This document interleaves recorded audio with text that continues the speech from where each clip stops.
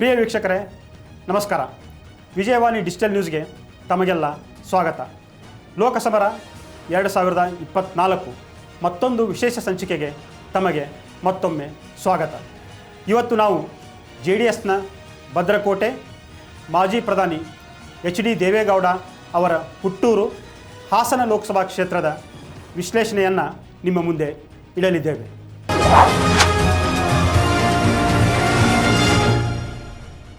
ಸಾವಿರದ 1996 ರಾಜ್ಯದಲ್ಲಿ ಜನತಾದಳ ಅಧಿಕಾರದಲ್ಲಿರುತ್ತೆ. HD ದೇವೇಗೌಡ ಅವರು ಮುಖ್ಯಮಂತ್ರಿ ಆಗಿರ್ತಾರೆ. ಕೇಂದ್ರದಲ್ಲಿ ಬದಲಾದ ರಾಜಕೀಯ ಸಮೀಕರಣದಲ್ಲಿ ದೇವೇಗೌಡ ಅವರು ಪ್ರಧಾನಿಯಾಗಿ ಆಯ್ಕೆಯಾಗ್ತಾರೆ. ಆ ಕಾರಣಕ್ಕಾಗಿ ದೇವೇಗೌಡರು ಡೆಲ್ಲಿಗೆ ಹೋಗ್ತಾರೆ. ನಂತರ ಅವರು ಹಾಸನ ಲೋಕಸಭಾ ಕ್ಷೇತ್ರದಿಂದ ಸ್ಪರ್ಧಿಸಿ ಸಂಸತ್ತಿಗೆ ಆಯ್ಕೆಯಾಗ್ತಾರೆ. ಅಲ್ಲಿಂದ ಅವರು 3 ಬಾರಿ ಹಾಸನ ಲೋಕಸಭಾ ಕ್ಷೇತ್ರದಿಂದ ಸ್ಪರ್ಧಿಸಿ ಸಂಸತ್ತಿಗೆ ಆಯ್ಕೆಯಾಗುತ್ತಾರೆ. 2019ರಲ್ಲಿ ತಮ್ಮ ಮೊಮ್ಮಗ ಪ್ರಜ್ವಲ್ ರೇವಣ್ಣ ಅವರಿಗೆ ಹಾಸನ ಲೋಕಸಭಾ ಕ್ಷೇತ್ರವನ್ನು ಬಿಟ್ಟುಕೊಟ್ಟು ದೇವೇಗೌಡ ಅವರು ತುಮಕೂರಿನಿಂದ ಸ್ಪರ್ಧಿಸಿ ಪರಾಭವಗೊಳ್ತಾರೆ.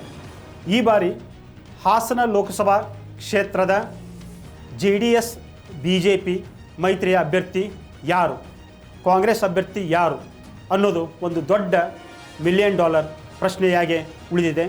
ಇದುವರೆಗೂ ಕೂಡ ಕಾಂಗ್ರೆಸ್ ಆಗಲಿ BJP JDS ಆಗಲಿ ಇಂಥವರಿಗೇ ನಾವು ಟಿಕೆಟ್ ಕೊಡ್ತೀವಿ ಅನ್ನುವ ಸ್ಪಷ್ಟವಾದ ಸಂದೇಶವನ್ನಾಗಲಿ ಹೇಳಿಕೆಯನ್ನಾಗಲಿ ಕೊಟ್ಟಿಲ್ಲ. ಹೀಗಾಗಿ ಇನ್ನೂ ಕೂಡ ಹಾಸನ ಲೋಕಸಭಾ ಕ್ಷೇತ್ರದ ಅಭ್ಯರ್ಥಿ ಯಾರು ಅನ್ನೋದು ದೊಡ್ಡ ಸಸ್ಪೆನ್ಸ್ ಆಗಿ ಉಳಿದಿದೆ. ಹಾಸನ ಲೋಕಸಭಾ ಕ್ಷೇತ್ರದ ವ್ಯಾಪ್ತಿಗೆ ಒಟ್ಟು 8 ವಿಧಾನಸಭಾ ಕ್ಷೇತ್ರಗಳು ಬರುತ್ತವೆ.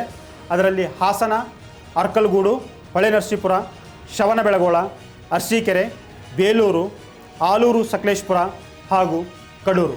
ಕಳೆದ ವಿಧಾನಸಭಾ ಚುನಾವಣೆಯಲ್ಲಿ ಈ 8 ಕ್ಷೇತ್ರಗಳ ಪೈಕಿ 4 ಕ್ಷೇತ್ರಗಳಲ್ಲಿ JDS ಅಭ್ಯರ್ಥಿಗಳು ಜಯಗಳಿಸಿದ್ದಾರೆ. 2 ಕ್ಷೇತ್ರಗಳಲ್ಲಿ ಕಾಂಗ್ರೆಸ್ ಹಾಗೂ ಇನ್ನುಳಿದ 2 ಕ್ಷೇತ್ರಗಳಲ್ಲಿ BJP ಅಭ್ಯರ್ಥಿಗಳು ಗೆಲುವಿನ ನಗೆಯನ್ನು ಬೀರಿದ್ದಾರೆ. ಈ ಲೋಕಸಭಾ ಕ್ಷೇತ್ರದ ವ್ಯಾಪ್ತಿಗೆ ಬರುವಂತಹ ಶಾಸಕರನ್ನು ನೋಡೋದಾದರೆ Hassan Swaroop Prakash JDS, Arkalgud A Manju JDS, Holenarasipur HD Revanna JDS, Shravanabelagola CN Balakrishna JDS, Arsikere KM Shivalingegowda Congress, Belur HK Suresh BJP, Alur Sakleshpur cement Manju BJP, Kadur KS Anand Congress. Hassan ಹಾಸನ ಲೋಕಸಭಾ ಕ್ಷೇತ್ರದ ಜಾತಿವಾರು ಲೆಕ್ಕಾಚಾರವನ್ನು ನೋಡೋದಾದರೆ ಒಕ್ಕಲಿಗರು ಇಲ್ಲಿ ದೊಡ್ಡ ಸಂಖ್ಯೆಯಲ್ಲಿದ್ದಾರೆ. 2ನೇದಾಗಿ ದಲಿತ ಮತದಾರರಿದ್ದಾರೆ. 3ನೇದಾಗಿ ಲಿಂಗಾಯತ ಮತದಾರರು ಹೆಚ್ಚಿನ ಸಂಖ್ಯೆಯಲ್ಲಿದ್ದಾರೆ. ಒಂದು ರೀತಿ ದಲಿತರು, ಲಿಂಗಾಯತರು ಹಾಗೂ ಅಲ್ಪಸಂಖ್ಯಾತ ಮತಗಳು ಇಲ್ಲಿ ಗೆಲುವಿನ ಅಭ್ಯರ್ಥಿಯನ್ನು ನಿರ್ಣಯಿಸುವಲ್ಲಿ ನಿರ್ಣಾಯಕ ಆಗ್ತವೆ. ಈ ಸಲದ ಲೋಕಸಭೆ ಚುನಾವಣೆಯಲ್ಲಿ JDS BJP ಜೊತೆ ಮೈತ್ರಿ ಮಾಡಿಕೊಂಡಿದೆ. ಸೊ ಸದ್ಯ ಪ್ರಜ್ವಲ್ ರೇವಣ್ಣ ಅವರು JDSನಿಂದ ಹಾಸನ ಕ್ಷೇತ್ರದಿಂದ ಲೋಕಸಭೆಗೆ ಆಯ್ಕೆಯಾಗಿದ್ದಾರೆ. ಆದರೆ ಕಳೆದ ಬಾರಿಯ ಚುನಾವಣೆ ಸಂದರ್ಭದಲ್ಲಿ ತಮ್ಮ ಅಫಿಡವಿಟ್ನಲ್ಲಿ ಅವರು ಸಮರ್ಪಕ ಆಸ್ತಿ ಲೆಕ್ಕವನ್ನು ಕೊಟ್ಟಿಲ್ಲ ಅಂತ ಅವರ ವಿರುದ್ಧ ನ್ಯಾಯಾಲಯದಲ್ಲಿ ಪ್ರಕರಣ ದಾಖಲಾಗುತ್ತೆ. ನಂತರ ಅವರನ್ನು ಅನರ್ಹಗೊಳಿಸಲಾಗುತ್ತೆ. ಸೊ ಇದನ್ನು ಅವರು ಸುಪ್ರೀಂ ಕೋರ್ಟ್ನಲ್ಲಿ ಪ್ರಶ್ನೆ ಮಾಡಿದ್ದಾರೆ. ಇನ್ನೂ ಅಂತಿಮ ತೀರ್ಪು ಬಾಕಿ ಇದೆ. ಜೊತೆಗೆ ಕ್ಷೇತ್ರದಲ್ಲಿ ಪ್ರಜ್ವಲ್ ರೇವಣ್ಣ ಅವರ ಕೊಡುಗೆ ಅಷ್ಟೊಂದು ನಿರೀಕ್ಷಿತ ಮಟ್ಟದಲ್ಲಿ ಇಲ್ಲ. ಹಾಗೂ ರೇವಣ್ಣ ಆಗಿರಲಿ ಹಾಗೂ ಭವಾನಿ ರೇವಣ್ಣ ಆಗಿರಲಿ ಅವರೂ ಕೂಡ ಸ್ಥಳೀಯ ಮಟ್ಟದಲ್ಲಿ ಈ ಹಿಂದೆ ಇದ್ದಂತಹ ವರ್ಚಸ್ಸನ್ನು ಉಳಿಸಿಕೊಂಡಿಲ್ಲ. ಹಾಗೂ ಸ್ಥಳೀಯರು ಅವರ ವಿರುದ್ಧ ತಿರುಗಿ ಬಿದ್ದಿದ್ದಾರೆ. ಜೊತೆಗೆ BJPಯ ಪ್ರೀತಮ್ ಗೌಡ ಅವರನ್ನು ಕೂಡ ಎದುರಿಸುವಲ್ಲಿ ಸ್ವಲ್ಪ ಮಟ್ಟಿಗೆ ಅವರು ವಿಫಲರಾಗಿದ್ದಾರೆ. ಹೀಗಾಗಿಯೇ ಕಳೆದ ಬಾರಿಯ ವಿಧಾನಸಭೆಯ ಚುನಾವಣೆಯಲ್ಲಿ HD ರೇವಣ್ಣ ಕೂಡ ಕಾಂಗ್ರೆಸ್ ಅಭ್ಯರ್ಥಿಯ ವಿರುದ್ಧ ಅತ್ಯಲ್ಪ ಮತಗಳ ಅಂತರದಿಂದ ಗೆಲುವನ್ನು ಸಾಧಿಸಿದ್ದಾರೆ. ಹೀಗಾಗಿ ಈ ಬಾರಿ ಹಾಸನ ಕ್ಷೇತ್ರದಿಂದ ಮತ್ತೆ ಪ್ರಜ್ವಲ್ ರೇವಣ್ಣ ಅವರಿಗೆ ಟಿಕೆಟ್ ಕೊಟ್ಟರೆ ಅವರು ಗೆಲ್ಲುವುದು ಕಷ್ಟ ಅನ್ನುವ ಆಂತರಿಕ ಸಮೀಕ್ಷೆಗಳು ಬಂದಿವೆಯಂತೆ. ಹೀಗಾಗಿ ಈ ಬಾರಿ ಪ್ರಜ್ವಲ್ ರೇವಣ್ಣ ಅವರಿಗೆ ಟಿಕೆಟ್ ತಪ್ಪುವ ಸಾಧ್ಯತೆ ಹೆಚ್ಚಾಗಿದೆ. ಹೀಗಾಗಿ JDSನಿಂದ ಗೆಲ್ಲುವ ಅಭ್ಯರ್ಥಿಯ ಹುಡುಕಾಟದಲ್ಲಿ JDS ಜೊತೆಗೆ BJP ಎರಡೂ ನಿರತವಾಗಿವೆ. ಕಾಂಗ್ರೆಸ್ ಕೂಡ ಶತಾಯಗತಾಯ ಹಾಸನ ಲೋಕಸಭಾ ಕ್ಷೇತ್ರವನ್ನು ತನ್ನ ಬುಟ್ಟಿಗೆ ಹಾಕಿಕೊಳ್ಳುವ ನಿಟ್ಟಿನಲ್ಲಿ ಕಾರ್ಯತಂತ್ರವನ್ನು ಹೆಣಿತಾ ಇದೆ. ಕಳೆದ ಬಾರಿಯ ವಿಧಾನಸಭೆ ಚುನಾವಣೆಯಲ್ಲಿ ಹೊಳೆನರಸೀಪುರದಲ್ಲಿ HD ರೇವಣ್ಣ ವಿರುದ್ಧ ಅತ್ಯಲ್ಪ ಮತಗಳ ಅಂತರದಿಂದ ಪರಾಭವಗೊಂಡಿದ್ದಂತಹ ಶ್ರೇಯಸ್ ಪಟೇಲ್ ಅವರಿಗೆ ಟಿಕೆಟ್ ಕೊಟ್ಟು ಈ ಬಾರಿ ಗೆಲ್ಲಿಸಿಕೊಂಡು ಬರುವ ನಿಟ್ಟಿನಲ್ಲಿ ಪಕ್ಷದ ಅಧ್ಯಕ್ಷರಾದಂಥ DK ಶಿವಕುಮಾರ್ ಹಾಗೂ ಮುಖ್ಯಮಂತ್ರಿ ಆದಂಥ ಸಿದ್ದರಾಮಯ್ಯ ಅವರು ಚಿಂತನೆಯನ್ನು ನಡೆಸಿದ್ದಾರೆ. ಜಿಲ್ಲೆಯ ಕಾಂಗ್ರೆಸ್ನ ಮತ್ತೊಬ್ಬ ಮುಖಂಡ ಶಿವರಾಮ್ ಕೂಡ ಟಿಕೆಟ್ ಆಕಾಂಕ್ಷಿಯಾಗಿದ್ದರು. ಕಳೆದ 1 ವರ್ಷದಿಂದ ಅವರು ಕ್ಷೇತ್ರದಲ್ಲಿ ಓಡಾಡ್ತಾ ಇದ್ದಾರೆ. ಆದರೆ ಅವರಿಗೆ ಟಿಕೆಟ್ ಇನ್ನೂ ಕನ್ಫರ್ಮ್ ಆಗಿಲ್ಲ. JDS BJP ಮೈತ್ರಿ ಅಭ್ಯರ್ಥಿಯಾಗಿ ಪ್ರಜ್ವಲ್ ರೇವಣ್ಣ, ಪ್ರೀತಮ್ ಗೌಡ ಹಾಗೂ ಡಾಕ್ಟರ್ CN ಮಂಜುನಾಥ್ ಅವರ ಹೆಸರುಗಳು ಮುಂಚೂಣಿಯಲ್ಲಿವೆ.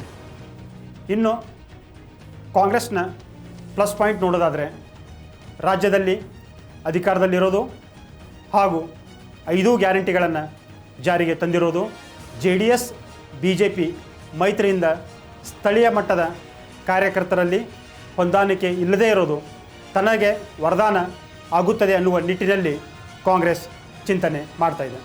ಕಾಂಗ್ರೆಸ್ನ ಮೈನಸ್ ಪಾಯಿಂಟ್ ನೋಡೋದಾದರೆ ಜಿಲ್ಲಾ ಮಟ್ಟದ ವರ್ಚಸ್ವಿ ನಾಯಕನ ಕೊರತೆ ಹಾಗೂ ಜಿಲ್ಲಾ ಮುಖಂಡರಲ್ಲಿ ಹೊಂದಾಣಿಕೆಯ ಅಭಾವ ಹಾಗೂ ಶಾಸಕರಾದಂಥ ಶಿವಲಿಂಗೇಗೌಡ ಹಾಗೂ B ಶಿವರಾಮ್ ನಡುವೆ ಮುನಿಸು.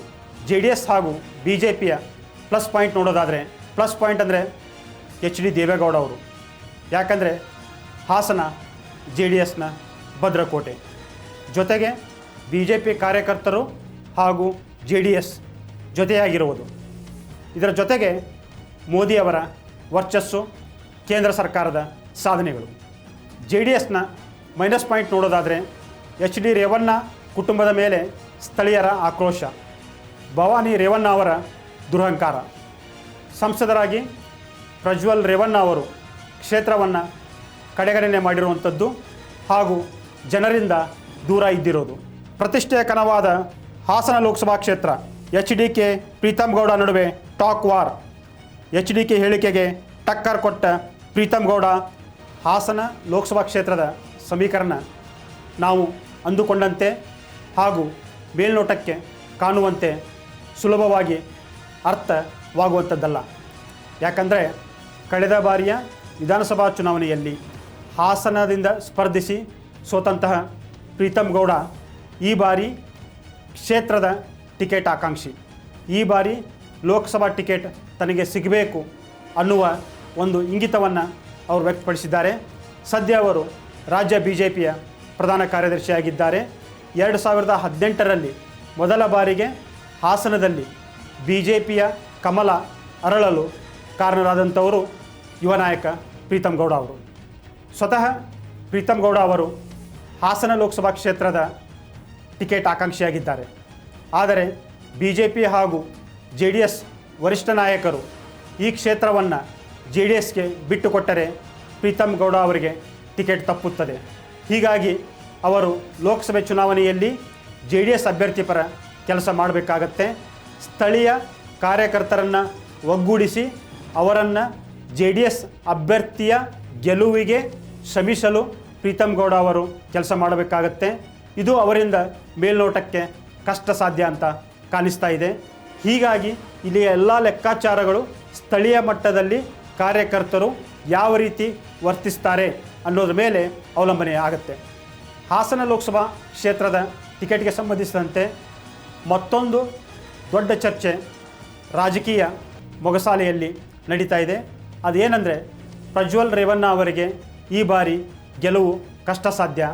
ಹಾಗಾಗಿ ಒಂದು ಹೊಸ ಮುಖವನ್ನು ಹಾಸನ ಲೋಕಸಭಾ ಕ್ಷೇತ್ರಕ್ಕೆ ತರಬೇಕು ಅನ್ನುವ ನಿಟ್ಟಿನಲ್ಲಿ ಸ್ವತಃ BJP ಹಾಗೂ JDS ವರಿಷ್ಠರು ಚಿಂತನೆಯನ್ನು ನಡೆಸಿದ್ದಾರೆ. ಇತ್ತೀಚೆಗಷ್ಟೇ ಜಯದೇವ ಆಸ್ಪತ್ರೆಯ ನಿರ್ದೇಶಕರಾಗಿ ನಿವೃತ್ತಿಯಾದಂತಹ ದೇವೇಗೌಡ ಅವರ ಸಂಬಂಧಿ ಡಾಕ್ಟರ್ CN ಮಂಜುನಾಥ್ ಅವರನ್ನು BJP ಹಾಗೂ JDS ಅಭ್ಯರ್ಥಿಯಾಗಿ ಹಾಸನ ಲೋಕಸಭಾ ಕ್ಷೇತ್ರದಿಂದ ಕಣಕ್ಕಿಳಿಸಿದರೆ ಗೆಲುವು ಸುಲಭ ಆಗುತ್ತದೆ ಅನ್ನುವ ಒಂದು ಲೆಕ್ಕಾಚಾರ ಹಾಗೂ ಚಿಂತನೆ ಎರಡೂ ಪಕ್ಷಗಳಲ್ಲಿ ನಡೆದಿದೆ. ಅದ್ರ ಬಗ್ಗೆ ನನಗೆ ಇನ್ನೂ ಸ್ಪಷ್ಟ ನಿಲುವು ತೆಗೆದುಕೊಳ್ಳೋಕ್ಕಾಗಿಲ್ಲ. ಸೊ ನೋಡೋಣ ಮುಂದಿನ ದಿನದಲ್ಲಿ ಏನಾಗುತ್ತೆ ಅಂತ ನೋಡಬೇಕು. ಬಟ್ ನಾನು ಈ ವಿಚಾರದಲ್ಲಿ ಯಾವುದೇ ಒಂದು ಕಾಂಟ್ರವರ್ಸೀಸ್ನ ಕ್ರಿಯೇಟ್ ಮಾಡಲಿಕ್ಕೆ ನಾನು ರೆಡಿ ಇಲ್ಲ. ಅದು ತುಂಬ ತಾನಾಗೇ ಏನಾದರೂ ಬಂದರೆ ನೋಡ್ಬೋದೇ ಹೊರತು ನಾನು ಅದ್ರ ಹಿಂದೆ ಹೋಗೋ ಅಂಥದ್ದು, ಅದನ್ನು ಚೇಸ್ ಮಾಡಿ ನನಗೆ ಅದೇ ಬೇಕು ಅನ್ನೋ ಮನೋಭಾವ ಅಂತೂ ಇಲ್ಲ.